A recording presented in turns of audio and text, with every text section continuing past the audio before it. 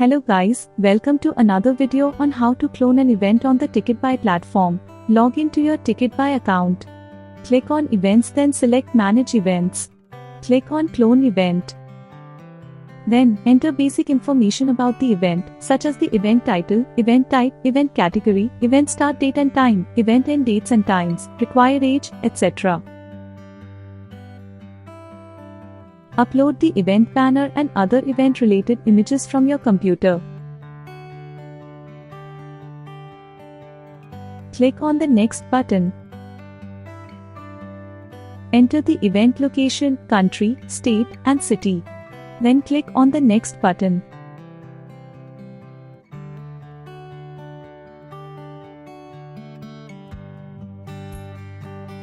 Change the scan date and time for all the tickets.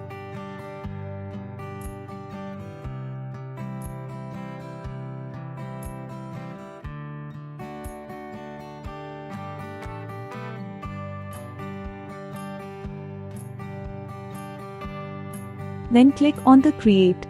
Your event is created.